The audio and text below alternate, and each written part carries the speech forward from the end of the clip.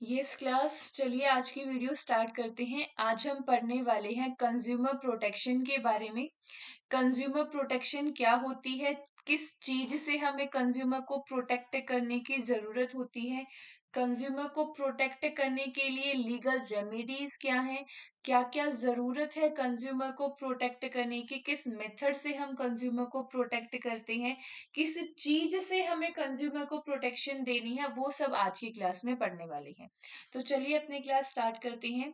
सबसे पहला consumer protection का मीनिंग देखते हैं। कंज्यूमर प्रोटेक्शन क्या है? कंज्यूमर प्रोटेक्शन एक तरीके का मेथड है जिसके अंदर मैं अपने कंज्यूमर को सेफ्टी प्रोवाइड करता हूं। किस चीज से सेफ्टी देता हूं? कोई अगर डिफेक्टिव प्रोडक्ट उसे मिला है, उसके साथ कोई फ्रॉड हुआ है या कोई भी अनएथिकल बिजनेस कंडक्ट हुआ है, किसी गलत तरीके से किसी कंज्यूमर को कोई प्रोडक्ट बेचा गया है, उससे मैं अपने कंज्यूमर को एक सेफ्टी प्रोवाइड करता हूं ताकि उसके साथ कुछ गलत ना हो। इसको बोला जाता है कंज्यूमर प्रोटेक्शन।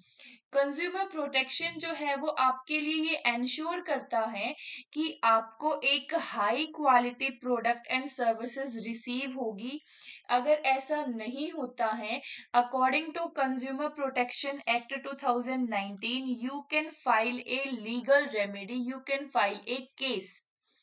क्या जरूरत है कंज्यूमर को प्रोटेक्ट करने की? कंज्यूमर का ये राइट है कि उसे सेफली प्रोडक्ट मिले, उसे सही प्रोडक्ट मिले, जो उसने एक्चुअली डिमांड करी है वही प्रोडक्ट मिले, उसे कोई फाइनेंशियल प्रॉब्लम ना हो, उसे कोई अदर तरीके का कोई प्रॉब्लम ना हो, उसको सेफली प्रोडक्ट रिसीव हो। कंज्यूमर का दूसरा राइट है कि जो वो प्रोडक्ट खरीदने वाला है उस प्रोडक्ट की सारी इंफॉर्मेशन उसे पता हो। अगर आप कोई बिस्किट परचेज करने वाले हैं तो उस बिस्किट में क्या क्या रॉ मटेरियल यूज हुआ है वो कंज्यूमर का जानने का अधिकार है। ये उसका राइट है कि उसको इंफॉर्मेशन दी जाए, एक बिना किसी भी धोखेधड़ी के, एक बढ़िया ट्रांसपेरेंट तरीके से उसे एडवर्टाइजमेंट प्रोवाइड करी जाए, उसे इंफॉर्मेशन प्रोवाइड करी जाए इस प्रोडक्ट के बारे में। नेक्स्ट है कंज्यूमर का राइट है कि वो डिफरेंट डिफरेंट प्रोडक्ट में से अपनी नीड के अकॉर्डिंग प्रोडक्ट को चूज कर सकता है। कंज्यूमर प्रोटेक्शन एक्ट, आपका कंज्यूमर प्रोटेक्शन एक्ट के साथ आपका एक आता है CCI, competition council of India. ये दोनों एक्ट मिलके ये एंश्योर करते हैं कि किसी भी एक कंपनी की मोनोपोली ना हो। अगर मोनोपोली हुई तो उस इंडस्ट्री से रिलेटेड जितने भी प्रोडक्ट होंगे उसमें कंज्यूमर जो है वो कभी भी सेफ फील नहीं कर पाएगा, उसे गलत प्रोडक्ट दिया जाएगा या उस प्रोडक्ट की वैल्यू ज्यादा चार्ज करी जाएगी। तो एक मोनोपोली से भी प्रोटेक्ट करना कंज्यूमर प्रोटेक्शन का काम होता है ताकि वो एक राइट प्रोडक्ट चूज कर पाए। नेक्स्ट है राइट टू हियर। अगर कोई भी नुकसान हुआ है, अगर उसे कोई गलत प्रोडक्ट रिसीव हुआ है, अगर उसे कोई गलत क्वालिटी का प्रोडक्ट रिसीव हुआ है, then consumer have right to raise their complaint. Consumer का ये राइट होना चाहिए कि वो अपनी कंप्लेंट रेज कर सकता है। अब सिर्फ कंप्लेंट रेज करने से कुछ नहीं होगा, उसको एक राइट दिया जाना चाहिए कि सीक रिड्रेसल। उसने जो कंप्लेंट रेज करी है उसके ऊपर लीगल प्रोटेक्शन होगी, एक एक्शन लिया जाएगा कि डिफेक्टिव प्रोडक्ट दिया तो क्यों दिया, और पेनल्टी भी लगती है इसमें, ऑर्गेनाइजेशन को फाइन भी लगता है।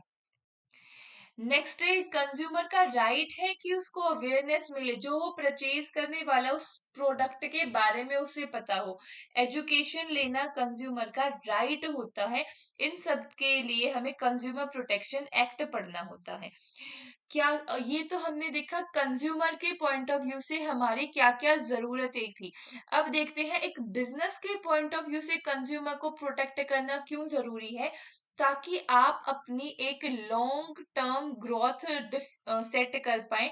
अगर आपने एक बार कंज्यूमर को गलत प्रोडक्ट सेल कर दिया तो नेक्स्ट टाइम वो आपसे कभी परचेज नहीं करेगा और आपके ऊपर वो ट्रस्ट नहीं कर पाएगा। एक ट्रस्ट बिल्ड करने के लिए कंज्यूमर प्रोटेक्शन जरूरी है as a business point of view. साथ ही ये हमारी एथिकल रिस्पॉन्सिबिलिटी भी है, ये मेरी सोशल रिस्पॉन्सिबिलिटी भी है कि मैं मार्केट के अंदर फेयर कंपटीशन को एनकरेज करूं, मैं कोई धोखाधड़ी करके कंपटीशन में ना आऊं, जिससे मेरा जो कोई भी लीगल रिस्क है वो कभी अराइज ना हो। अगर ऐसा होगा, एक बढ़िया इमेज होगी, एक बढ़िया कनेक्शन होगा, एक बढ़िया ट्रस्ट होगा मेरे कंज्यूमर को, तो मेरे बिजनेस की लॉयल्टी हाई रहेगी और मेरा कंज्यूमर सेफ फील करेगा, मेरी कंज्यूमर की सेटिस्फेक्शन हाई रहेगी, जिससे वो मेरे से रिपीटेडली प्रोडक्ट परचेज करेगा। और साथ ही साथ एक positive word of mouth marketing मेरी यहाँ पे ऑर्गेनाइजेशन की एग्जिस्ट होगी।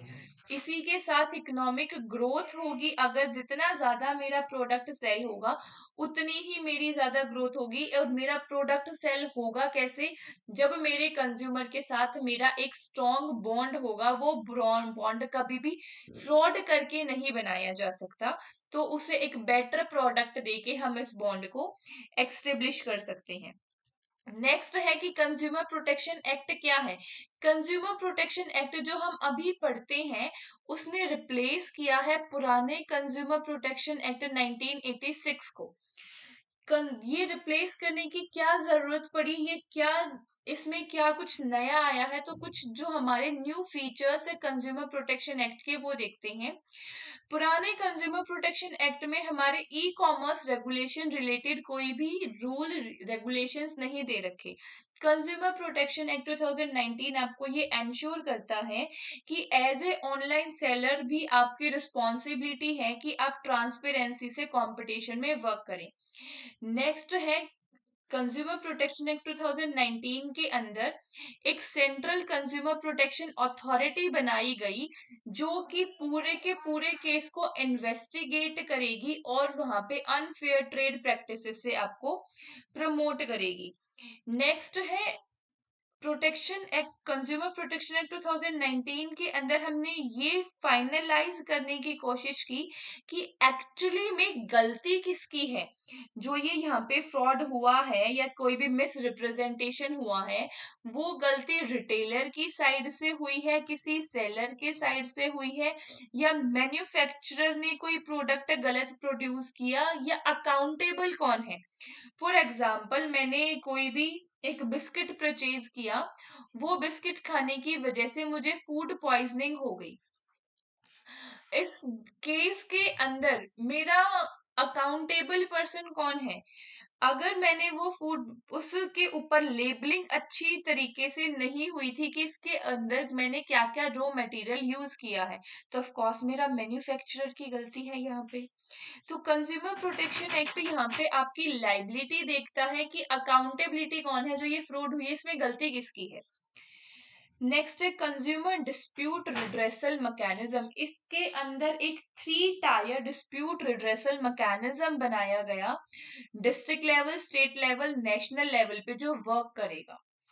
नेक्स्ट है अगर इस कोई भी फोर्स एडवर्टाइजमेंट होती है, चाहे वो ब्रॉडर लेवल पे हो या स्मॉलर लेवल पे, उसके अंदर आपकी पेनल्टीज डिसाइड की गई। नेक्स्ट है कंज्यूमर प्रोटेक्शन एक्ट 2019 आपको ये श्योरिटी देता है कि आपके ग्रेवियंस को जल्दी से जल्दी रिजॉल्व किया जाएगा, वो भी बहुत सिंप्लीफाइड तरीके से, ताकि आपको कोई हर्जाना ना भुगतना पड़े। इतनी देर से हम पढ़ रहे हैं कंज्यूमर कंज्यूमर कंज्यूमर, एक्चुअली ये कंज्यूमर कौन होता है? According to consumer protection act 2019 consumer कौन होता है? कंज्यूमर वो पर्सन होता है जिसने उस गुड्स को यूज किया है। रिमार्क माई वर्ड अगेन, उसने जिसने उस गुड्स को यूज किया है, कंज्यूम किया है। परचेज करने वाला पर्सन कंज्यूमर नहीं होता। परचेज तो मेरा रिटेलर भी करता है ना होलसेलर से, बट रिटेलर कंज्यूमर नहीं होता, रिटेलर हमारा कस्टमर होता है। कस्टमर और कंज्यूमर में डिफरेंस क्लियर होना चाहिए। कस्टमर वो पर्सन होता है जो कि परचेज करता है एक प्रोडक्ट को, और कंज्यूमर वो पर्सन होता है जो यूज करता है उस प्रोडक्ट को। तो इसके अंदर क्या क्या आता है? कंज्यूमर इज एनी पर्सन वो बाय गुड्स और avail the services for personal use, not for resale और नॉट फॉर कॉमर्शियल पर्पस। एक मैंने शुगर परचेज करी, शुगर अगर मैंने घर के लिए परचेज करी है तो आई एम कंज्यूमर। वहीं पे वो शुगर मैंने एक बेकरी के लिए परचेज करी है तो मैं कंज्यूमर नहीं हूं, क्योंकि वो मेरा कॉमर्शियल पर्पस के लिए मैंने उसे परचेज किया। Got it? क्या क्या चीजें इंक्लूड है? फर्स्ट पॉइंट है individual purchasing goods and services for personal use, ये हमने अभी देखा। Online shopkeepers including those using e commerce platform. Third है आपका यूजर पेड डिजिटल सर्विसेज, अगर आपने कोई सब्सक्रिप्शन ले रखा है, आपने कोई लाइक वाईफाई के लिए आपने कोई रूटर ले कनेक्शन ले रखा है, तो ये सब वो भी आपके कंज्यूमर के अंदर ही आएगा। बोरोवर ऑफ फाइनेंशियल प्रोडक्ट, आपने लोन ले रखा है, इंश्योरेंस ले रखा है, ट्रेजरी बिल ले रखा है, कॉल्स मनी ले रखे हैं, तो वो आपके सारे फाइनेंशियल प्रोडक्ट्स के अंदर आता है। बैंक ओवरड्राफ्ट ले रखा है, तो जिसने वो फाइनेंशियल प्रोडक्ट को बोरो कर रखा है, ले रखा है, वो भी आपका कंज्यूमर होता है। कंज्यूमर के अंदर दो चीजें नहीं आती कि आपने जो गुड्स परचेज करी है वो रीसेल नहीं होनी चाहिए और उसका कॉमर्शियल यूज नहीं होना चाहिए। नेक्स्ट है कंज्यूमर के क्या क्या राइट है under consumer protection act. Consumer के कुछ राइट्स हैं जो हमने अभी ऊपर देखे। राइट टू सेफ्टी, उसका इंफॉर्मेशन लेने का अधिकार है, गुड्स को चूज करने का उसके पास अधिकार होना चाहिए, अगर कोई प्रॉब्लम हुई है तो उसे सुना जाना चाहिए, कंप्लेंट करने का अधिकार होना चाहिए, उस कंप्लेंट की सुनवाई हो, साथ में उसे एजुकेशन प्रोवाइड करी जाए। अब इतने राइट है तो कंज्यूमर की कुछ ना कुछ रिस्पॉन्सिबिलिटी भी होगी। सबसे पहली कंज्यूमर की रिस्पॉन्सिबिलिटी है बी अवेयर। सबसे पहले तो खुद वेरीफाई करो भाई, अगर आपने कोई प्रोडक्ट लिया है उसके लेबल में, लेबलिंग में आपने साफ साफ डिफाइन कर रखा है कि इस प्रोडक्ट के अंदर मैंने ये रॉ मटेरियल यूज किया है, और वो प्रोडक्ट कंज्यूम करने की वजह से आपको कोई भी हेल्थ हैजार्ड हुआ है, तो आप ये नहीं कह सकते जी मैंने तो लेबल पढ़ा ही नहीं था। इट्स योर रिस्पॉन्सिबिलिटी ना, क्यों नहीं पढ़ा? तो बी अवेयर। नेक्स्ट है कंज्यूमर बिना बिल के कोई भी कंप्लेंट रेज नहीं कर सकता, उसके पास प्रूफ लेने का उसकी जिम्मेदारी है कि अगर आप कोई प्रोडक्ट परचेज कर रहे हो तो उसके पास प्रूफ होना चाहिए। नेक्स्ट है क्वालिटी चेक। कोई भी ऐसे ही अगर आप प्रोडक्ट ले लोगे जिसका स्टैंडर्ड फिक्स नहीं है तो ये तुम्हारी प्रॉब्लम थी। ये क्वेश्चन आ सकता है आईएसआई मार्क किसका होता है? फसाई फूड से रिलेटेड प्रोडक्ट पे होता है। Egg mark agriculture related product का होता है। आईएसआई आप मेरे को कमेंट करके बताएंगे किस चीज का होता है। क्वालिटी चेक करना भी हमारे कंज्यूमर की रिस्पॉन्सिबिलिटी है, बिना देखे क्यों खरीदी चीजें। यूज प्रोडक्ट प्रॉपरली, अगर आपको इंस्ट्रक्शन दी गई है कि आप ये मेडिसिन जो है वो बिना किसी डॉक्टर की प्रिस्क्रिप्शन के नहीं ले सकते, फिर भी आप अगर वो मेडिसिन ले रहे हैं देन इट्स योर रिस्पॉन्सिबिलिटी, ये तुम्हारी गलती है, ये तुम्हारी गलती थी, ये तुम्हारी जिम्मेदारी थी, तुमने क्यों नहीं गाइडलाइंस को फॉलो किया। Got it? Report unfair trade practice, अगर कोई गलती हुई है, डिफेक्टिव प्रोडक्ट मिला है, कोई फ्रॉड हुआ है, तो रिपोर्ट करना इज योर रिस्पॉन्सिबिलिटी। आज 10 रुपए का फ्रॉड हुआ है, कल 100 रुपए का होगा, फिर 10,000 का होगा, फिर 2 लाख का होगा। It's your responsibility that you raise complaint. Avoid wastage, try करो कि आप सस्टेनेबिलिटी कंजप्शन को प्रमोट करो, आप प्लास्टिक्स का यूज कम करो, आप वेस्टेज को, बहुत ज्यादा चीजें वेस्ट ना हो, अनएथिकल बिजनेस ना हो इनसे, तो ये रिस्पॉन्सिबिलिटी है तुम्हारी कि आप वेस्टेज को अवॉइड करो, सस्टेनेबिलिटी पे वर्क करो। अब हमने कंज्यूमर प्रोटेक्शन एक्ट 2019 के अंदर देखा कि हमारे पास कंज्यूमर रिड्रेसल एजेंसीज हैं। क्या है वो एजेंसी, कैसे वर्क करती है, हमने देखा 3 लेवल में होती है। एक होता है मेरा डिस्ट्रिक्ट लेवल, देन होता है मेरा स्टेट लेवल, देन होता है मेरा नेशनल लेवल। डिस्ट्रिक्ट लेवल पे मैं जो मैं कंप्लेंट अराइज कर सकता हूँ वो है 1 करोड़ तक की। अगर मेरे प्रोडक्ट की कीमत 0 to 1 करोड़ रुपीस थी तो मेरी फाइल होगी कंप्लेंट डिस्ट्रिक्ट लेवल पे। वहीं पे अगर मैंने जो प्रोडक्ट परचेज किया है, जो मेरे साथ फ्रॉड हुआ है, उसकी वर्थ 1 करोड़ से 10 करोड़ की थी, तो मेरी कंप्लेंट होगी स्टेट कोर्ट के अंदर। वहीं पे अगर मेरे प्रोडक्ट की प्राइस 10 करोड़ या उससे ज्यादा थी, तो मैं अप्लाई कर सकता हूँ national consumer dispute redressal commission के अंदर। इफ अगर आपने डिस्ट्रिक्ट लेवल ने जो आपका सुनवाई करी है आप उससे अनसेटिस्फाइड हो, तो विद इन 45 डेज आपको स्टेट में अपील करना होगा। स्टेट ने जो रिजल्ट दिया उससे अनसेटिस्फाइड हो, with in 45 days national commission में आपको अपील करना होगा। नेक्स्ट है क्या क्या रिलीफ दी गई है एक कंज्यूमर को। सबसे पहली रिलीफ, अगर उसके साथ कोई भी फ्रॉड होता है तो उसे क्या क्या रिलीफ दी गई है। पहली रिलीफ दी गई है कि उसका जो भी प्रोडक्ट होगा उसको रिप्लेस किया जाएगा, उसको एक न्यू प्रोडक्ट दिया जाएगा। अगर उसके साथ कोई फाइनेंशियल फ्रॉड हुआ है तो उसका रिफंड करवाया जाएगा।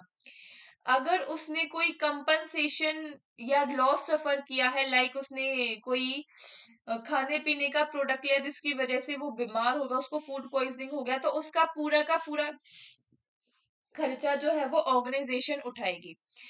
डिफेक्टिव प्रोडक्ट मिला है तो उसको रिपेयर करवाया जाएगा। अगर उससे भी ज्यादा कि आपको बहुत, साथ ही साथ आपके सेलर जो होगा, सेलर पे या सर्विस प्रोवाइडर पे आपकी पेनल्टी लगाई जाएगी और डिसकंटिन्यू किया जाएगा कि इस बार तो होगा, दोबारा ये नहीं होना चाहिए। अनफेयर ट्रेड प्रैक्टिसेस को डिसकंटिन्यू किया जाएगा।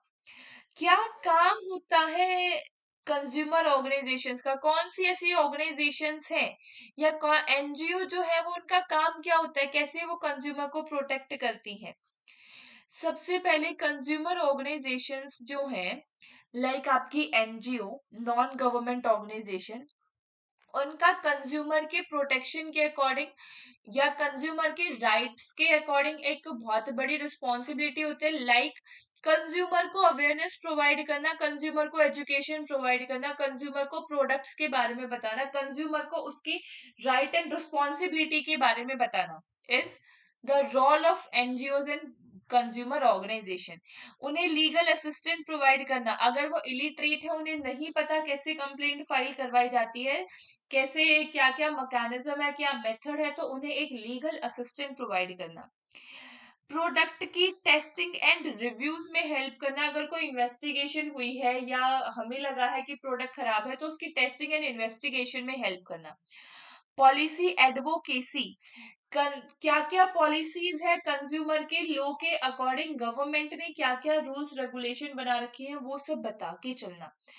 ऑर्गेनाइज करना कंज्यूमर ग्रुप्स को। देखो कंज्यूमर एक ये है, एक ये है, एक ये है, एक ये है, बिजनेसेस तो बहुत बड़े बड़े होते हैं, कंज्यूमर हमारे अनऑर्गेनाइज होते हैं। तो बिजनेसेस इतने बड़े बड़े होते हैं तो वो क्या करते हैं, वो कंज्यूमर को एक्सप्लॉइट करने का ट्राई करते हैं, क्योंकि एक कंज्यूमर के साथ फ्रॉड हुआ तो वो बेचारा बोलेगा कहाँ। तो उन सारे कंज्यूमर को इकट्ठा करना, ग्रुप प्रोवाइड करके उनको स्ट्रेंथ देना, ये भी हमारा रोल है कंज्यूमर ऑर्गेनाइजेशंस का। एड्रेस करना अनएथिकल प्रैक्टिस, कोई भी गलत काम हुआ है, अनएथिकल प्रैक्टिस हुई है, कोई मिसलीडिंग एडवर्टाइजमेंट हुई है, तो उसके ऊपर भी अपना ध्यान केंद्रित करना और उसको आगे से रोकने की कोशिश करना। कौन-कौन से पॉपुलर कंज्यूमर ऑर्गेनाइजेशन है इंडिया के अंदर जो वर्क करती है, ये 3 आप जस्ट नाम ध्यान रख सकते हो। उम्मीद करती हूँ वैसे यहीं पे आपका चैप्टर खत्म होता है। आई होप कि आपको समझ में आया होगा।